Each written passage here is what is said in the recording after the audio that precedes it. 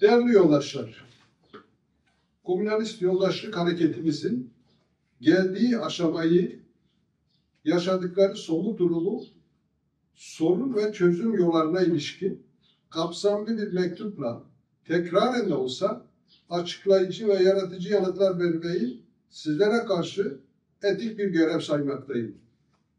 1. 27 Şubat 2025 tarihli barış ve demokratik toplum çağrısını savunmaya devam etmekteyim. 2. Sizlerin PKK'nın 12. Fesih Kongresi'yle bunu kapsamlı, oldukça doğru bir içerikle pozitif yanıt vermenizi tarihi bir karşılık olarak değerlendirmekteyim. 3. Gelinen nokta oldukça değerli ve tarihi nitelikte sayılmak durumundadır.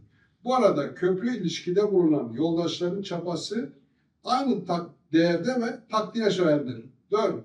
Tüm bu yaşanan gelişmeler sonunda tarihi bir dönüşüm sayılması gereken bir demokratik toplum manifestosu hazırladım. Bu manifesto yaklaşık 50 yıllık Kürdistan devriminin yolu manifestosunu başarıyla ikame edecek niteliktedir. Sadece Kürt tarihsel toplumu için değil, bölgesel ve küresel toplum için de tarihsel, toplumsal bir içerik taşıdığına inanmaktayım. Tarihi manifesto geleneğinin başarılı bir örneğini teşkil ettiğinden kuşku duymamaktayım. 5. Tüm bu gelişmelerin İmralı'da gerçekleştirdiğim görüşmeler neticesinde yaşandığını açıkça belirtmek durumundayım. Görüşmelerin özgür irade temelinde yürütülmesine azami dikkat gösterilmiştir. 6. Varılan aşama yeni adımlarla pratiğe geçmeyi gerekli kılmaktadır. Bu aşamanın ve gerekli adımların da tarihi nitelikte olduğunun önemli belirtilmesi, anlaşılması ve gereklerine bağlı kalınması, yol alınması açısından kaçınılmazdır. Varlık inkarına dayalı ve ayrı devlet amaçlı PKK hareketi ve dayandığı Ulusal Kurtuluş Savaş stratejisine son verilmiştir. Varlık tanınmış, dolayısıyla ana amaç gerçekleşmiştir. Miadını doldurma bu anlamdadır. Gerek aşırı tekrar ve aşmaz olarak değerlendirilmiştir. Bu temelde kapsamlı eleştiri, öz eleştiri devam edecektir. Siyaset boşluk tanımayacağına göre boşluk, barış ve demokratik toplum başlıklı program, demokratik siyaset stratejisi ve temel taktik olarak bütüncül hukukla doldurulmak durumundadır. Tarihsel nitelikte ve kader belirleyici bir süreçten bahsediyoruz. Sürecin geneli olarak silahların gönüllüce bırakılması ve Türkiye Büyük Millet Meclisi'nde yetkili ve kanunla kurulması düşünülen kapsamlı komisyon çalışması önemlidir.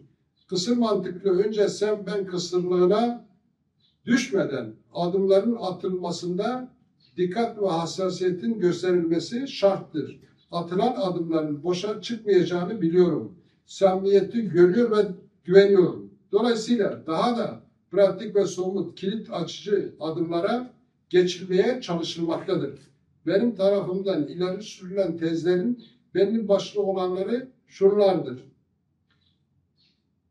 1. Herkesin üzerine düşeni yapması, barış ve demokratik toplum hedefine ulaşılması, pozitif entegrasyonalist bir perspektifle mümkündür.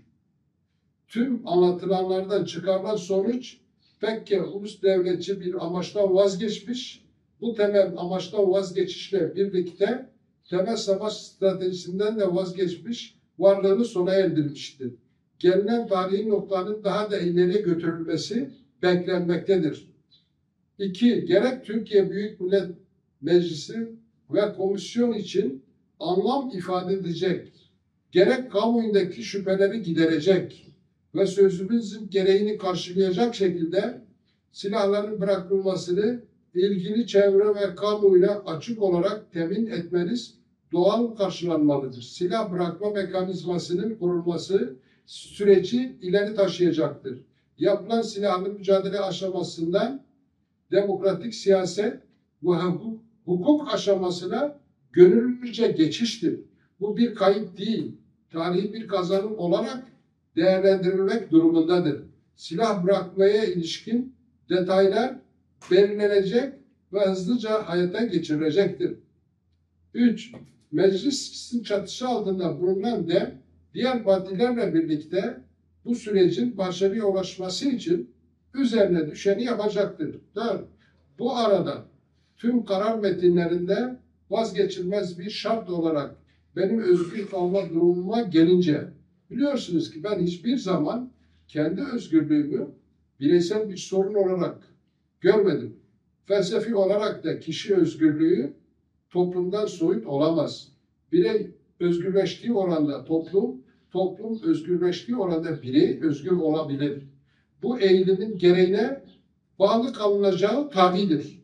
Silahın değil siyasetin ve toplumsal barışın gücüne inanıyorum ve sizi de bu ilkeyi hayata geçirmeye çağırıyorum. Son günlerde bölgede yaşanan gelişmeler attığımız bu tarihi adımın önemini ve aciliyetini açıkça teyit ediyor.